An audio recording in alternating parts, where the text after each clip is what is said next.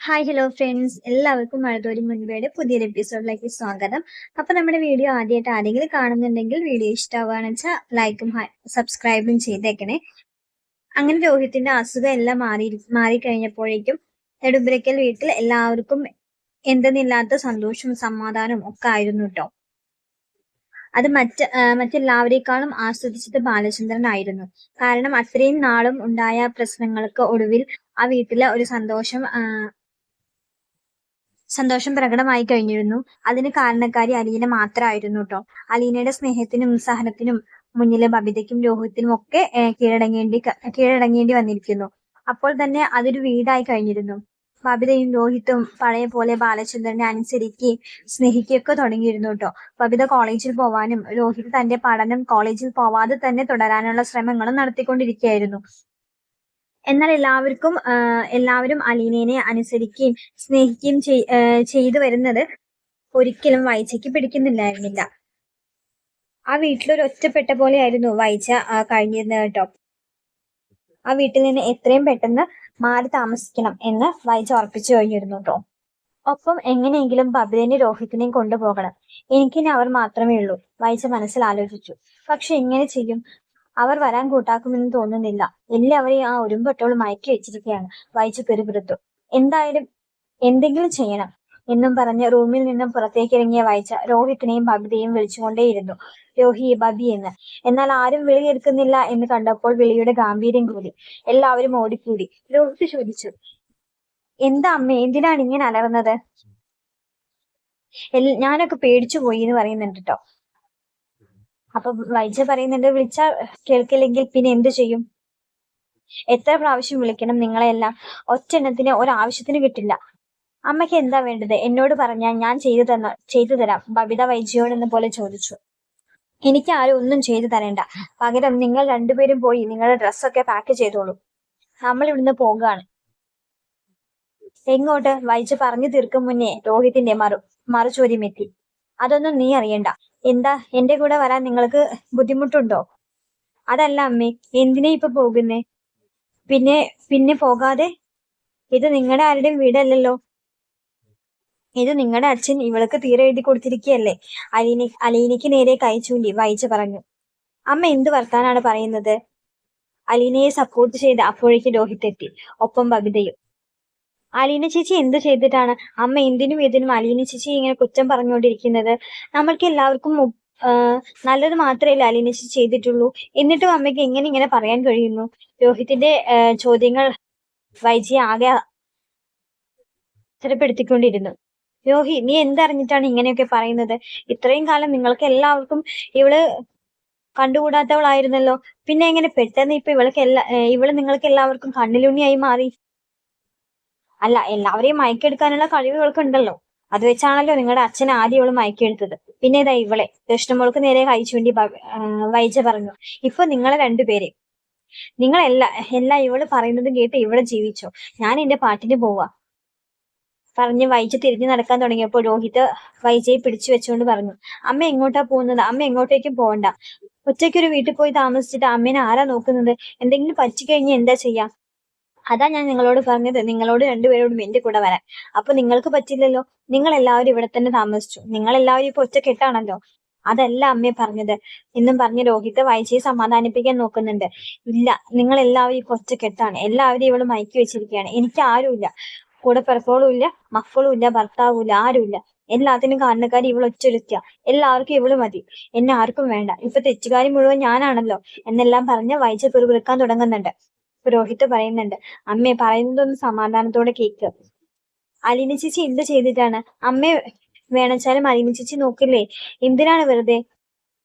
ആർക്കും ഒരു ഉപദ്രവത്തിനും അലീന ചേച്ചി വരുന്നില്ലല്ലോ. പിന്നെ എന്താണ് അമ്മയ്ക്ക് പ്രശ്നം?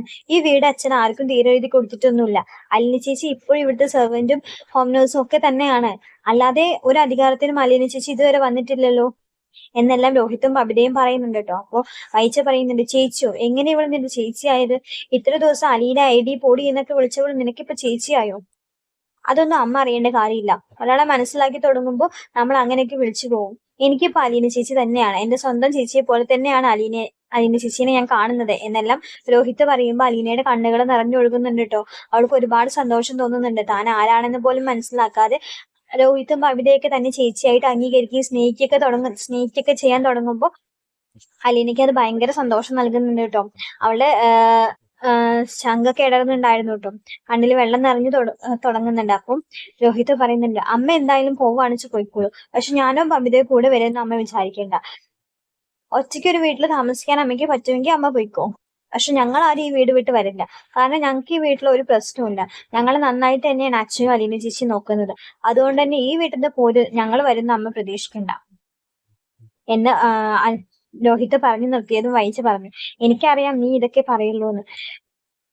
നീ ജയിലിൽ കിടന്നപ്പോ ഞാൻ എത്ര മനസ്സൊരുക്കി പ്രാർത്ഥിച്ചു അറിയോ. എന്റെ പ്രാർത്ഥന കൊണ്ടാണ് നീ പുറത്തിറങ്ങിയതെന്ന് രോഹിത്തിനോട് വൈച്ച് പറയുമ്പോൾ രോഹിത് ചിരിച്ചുകൊണ്ട് തല താഴ്ത്തുന്നുണ്ട് കേട്ടോ.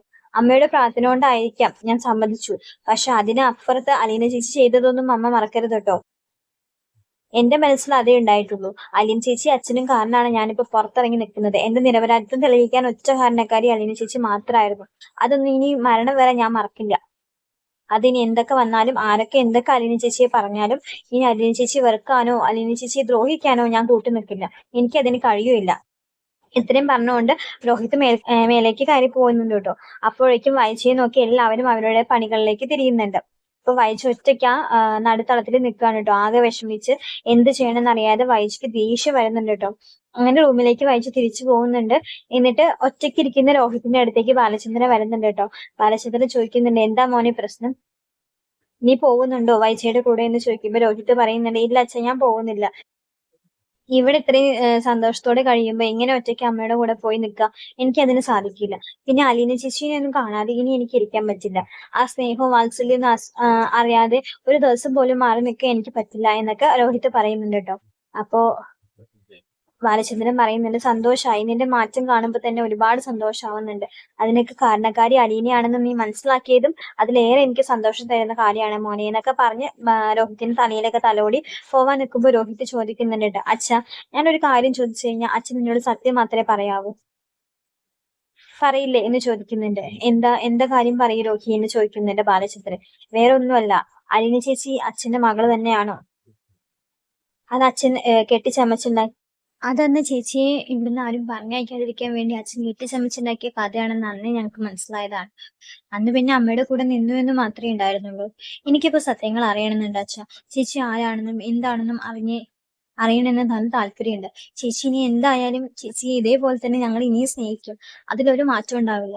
പക്ഷേ ഇത്രയൊക്കെ ഞങ്ങൾക്ക് വേണ്ടി ചെയ്യുകയും സഹിക്കുകയും ചെയ്യുന്ന ചേച്ചി ആരാണെന്ന് അറിയാനൊരു ആഗ്രഹം എന്നൊക്കെ രോഹിത് പറഞ്ഞു തുടങ്ങുമ്പോൾ രോഹിത് ആത്മാർത്ഥമായിട്ടാണ് ചോദിക്കുന്നതെന്ന് ബാലചന്ദ്രന് മനസ്സിലാവുന്നുണ്ട്. പക്ഷെ എങ്ങനെ അവനോട് സത്യങ്ങൾ തുറന്നു പറയുന്നത് ബാലചന്ദ്രൻ അറിയുന്നുണ്ടായിരുന്നില്ല കേട്ടോ. ബാലചന്ദ്രൻ ഒഴിഞ്ഞു മാറാൻ ശ്രമിച്ചെങ്കിലും രോഹിത് പിന്നീട് ചോദിച്ചു, അച്ഛന്റെ മകളാണ് അലീന ചേച്ചിയെങ്കിൽ ഒരിക്കലും അങ്കിളുമാരൊന്നും അച്ഛനോട് ഇങ്ങനെ പെരുമാറില്ല. ഇങ്ങനെ അച്ഛനെ സപ്പോർട്ട് ചെയ്തിട്ട് അവര് സംസാരിക്കില്ല. അതിൽ എന്തൊക്കെയോ രഹസ്യങ്ങൾ ഒളിഞ്ഞു കിടക്കുന്നുണ്ട്. പിന്നീട് അച്ഛൻ ഇത്രയും ദേഷ്യം അമ്മയോട് കാണിക്കുന്നെങ്കിൽ അമ്മയുടെ ഭാഗത്തു നിന്നും എന്തോ തെറ്റ് സംഭവിച്ചിട്ടുണ്ടെന്ന് ഉറപ്പാണ്. അച്ഛൻ അത് ഞങ്ങളോട് പറയണം. ഞാൻ ഒരിക്കലും ആരോടും ഒന്നും പറയില്ല, ആരോടൊന്നും ചോദിക്കാനും പോവില്ല. അച്ഛൻ എന്നോട് സത്യം പറയണമെന്ന് രോഹിത് പിന്നീട് ചോദിച്ചു കേട്ടോ. എന്നിട്ട് രോഹിത് വാതിൽ പോയി കുറ്റിയിടുന്നുണ്ട് കേട്ടോ. എന്നിട്ട് പറയുന്നുണ്ട്, അച്ഛൻ എന്നോട് പറയണം. രോഹിത്തിന്റെ ഉത്തരങ്ങൾക്ക് മറുപടി പറയാതിരിക്കാൻ ബാലചന്ദ്രനെ കഴിയുന്നില്ല കേട്ടോ. കാരണം എന്നെങ്കിലും തന്റെ മക്കൾ അത് തിരിച്ചറിയും എന്ന് ബാലചന്ദ്രന് ഉറപ്പായിരുന്നു. അപ്പൊ അത് പറയുക തന്നെ വേണം. എന്തായാലും തന്റെ മകളല്ല അലീന എന്നുള്ള സത്യം രോഹിത്തിന് മനസ്സിലായി കഴിഞ്ഞിരിക്കുന്നു.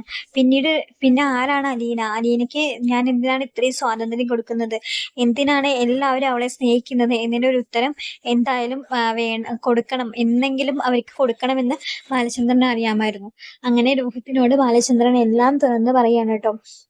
അലീന വന്നത് മുതൽ താൻ ഈ സത്യങ്ങൾ അറിയാനുണ്ടായ സാഹചര്യവും അറിഞ്ഞതിന് ശേഷമുണ്ടായ സാഹചര്യവും എല്ലാം ബാലചന്ദ്രൻ രോഹിത്തിനോട് വിവരിക്കുന്നുണ്ട്. രോഹിത്തിനോട് പറയുന്നുണ്ട്. വളരെ ബുദ്ധിമുട്ടിയും വിഷമിച്ചിട്ടും ഒക്കെയാണ് ബാലചന്ദ്രൻ അത് പറഞ്ഞു തീർക്കുന്നത് കേട്ടോ. അത് കേട്ടതും രോഹിത്ത് ഒറ്റയിരിപ്പായിരുന്നു കേട്ടോ. ആ ബെഡിൽ ഒറ്റയിരിപ്പായിരുന്നു. രോഹിത്തിന്റെ കണ്ണിന്ന് കണ്ണീര് ഒഴുകി വരുന്നുണ്ട് കേട്ടോ. എന്ത് പറയണം, തിരിച്ച് തന്റെ അച്ഛനോട് എന്ത് മറുപടി പറയണമെന്ന് രോഹിത്തിന് അറിയുന്നുണ്ടായിരുന്നില്ല കേട്ടോ. രോഹിത്ത് പറയുന്നുണ്ട്, എന്റെ സ്വന്തം ചേച്ചിയായിരുന്നു എന്ന് അറിഞ്ഞില്ലല്ലോ അച്ഛ. ഞാൻ ഇത്രയും കാലം ഞങ്ങളുടെ കൂടെ ഉണ്ടായിരുന്നിട്ടും എനിക്കൊന്നും തിരിച്ചറിയാൻ കഴിഞ്ഞിട്ടുണ്ടായിരുന്നില്ല. എന്റെ ചേച്ചിയല്ലേ ഞാൻ ഉപദ്രവിക്കാൻ ശ്രമിച്ചത്. ആ ഒരു നേരത്തെ ഞാൻ എന്താ ചെയ്തത്? അങ്ങനെ എന്തെങ്കിലും സംഭവിച്ചിട്ടുണ്ടായിരുന്നെങ്കിൽ പിന്നെ ഞാൻ ജീവിച്ചിരുന്നിട്ട് കാര്യമുണ്ടോ എന്നൊക്കെ ആലോചിച്ച് രോഹിത്ത് കരയാൻ തുടങ്ങുന്നുണ്ട്. അപ്പോ ബാലചന്ദ്രൻ പറയുന്നുണ്ട്, അതൊക്കെ കഴിഞ്ഞ കാര്യങ്ങളാണ് രോഹിത്തെ. അതൊക്കെ അലീന നിന്നോട് ക്ഷമിച്ചതാണ്. നിന്നെ നേർവഴിക്ക് നടത്താൻ പലപ്പോഴും അവള് ശ്രമിച്ചിട്ടുണ്ടായിരുന്നത് അവളുടെ സ്വന്തം അനുജനാണ് നീ എന്ന് അറിഞ്ഞത് കൊണ്ട് തന്നെയാണ്. നീ ഒരു കുരുക്കിലും ചെന്ന് ചാടരുതെന്ന് കരുതിയിട്ടാണ് നീ എത്ര ആട്ടിപ്പായിച്ചിട്ടും അവള് പിന്നെയും പിന്നെയും നിന്റെ പിന്നാലെ വന്നത് എന്നൊക്കെ ബാലചന്ദ്രൻ പറയുന്നുണ്ട് ട്ടോ. അപ്പൊ രോഹിത് പറയുന്നുണ്ട്, ബാലചന്ദ്രന്റെ കൈകൾ കൂപ്പിപ്പിടിച്ച് പറയുന്നുണ്ട്, എനിക്കൊന്നും അറിയില്ലായിരുന്നല്ലോ അച്ഛാ. അറിഞ്ഞിട്ടുണ്ടായിരുന്നെങ്കിൽ ഞാൻ സ്നേഹിക്കായിരുന്നു. ഇപ്പൊ സ്നേഹിക്കുന്നതിലും 10 ഇരട്ടി ഞാൻ എന്റെ ചേച്ചിയെ സ്നേഹിക്കായിരുന്നു എന്നൊക്കെ ബാലചന്ദ്രനോട് രോഹിത് പറയുന്നുണ്ട്. ബാലചന്ദ്രൻ പറയുന്നുണ്ട്, എല്ലാത്തിനും അതിൻ്റെതായ സമയമുണ്ട് രോഹിത്തെ. നീ ഇത് മനസ്സിലാക്കാനും സത്യങ്ങൾ നീ തിരിച്ചറിയാനും ചിലപ്പോ അന്ന് നീ തിരിച്ചറിഞ്ഞു കഴിഞ്ഞാൽ ഇത്രയും വിവേകത്തോടെ നീ പെരുമാറി എന്ന് വരില്ലല്ലോ. ചിലപ്പോ നീ അത് വൈജിയോട് പോയി ചോദിച്ചേക്കാം. പിന്നെ ഈ കുടുംബം ഇപ്പൊ ഉള്ളതിനേക്കാളും കൂടുതൽ രൂക്ഷമായിട്ട് തകർന്നേക്കാം. ഇപ്പൊ നീ വിവേകമുള്ള കുട്ടിയാണ്. നീ നല്ല രീതിക്ക് മാറിയിരിക്കുന്നു. അപ്പൊ നീ അത് വിവേകത്തോടെ ഏറ്റെടുത്തിട്ടുണ്ട്. നീ അറിയേണ്ട സമയം ഇതാവും. നിനക്കും കൃഷ്ണമോൾക്കും മാത്രമേ ഈ വീട്ടിലിപ്പോ ഈ കാര്യം അറിയുള്ളൂ. ബബിത ഇപ്പൊ അറിയേണ്ട സാഹചര്യം ആവുമ്പോ ബബിതയോട് പറയാം. ഇപ്പൊ നീ ഇത് മനസ്സിൽ വെച്ചാൽ മതി. ഒരിക്കലും ഇത് നിന്റെ അമ്മ അറിയരുത് എന്നൊന്നും എനിക്ക് ആഗ്രഹമില്ല. പക്ഷെ അറിയേണ്ട സമയത്ത് അറിഞ്ഞാ മതി എന്നൊക്കെ പറഞ്ഞ് ബാലചന്ദ്രൻ രോഹിത്തിനെ ആശ്വസിപ്പിക്കുന്നുണ്ട് കേട്ടോ.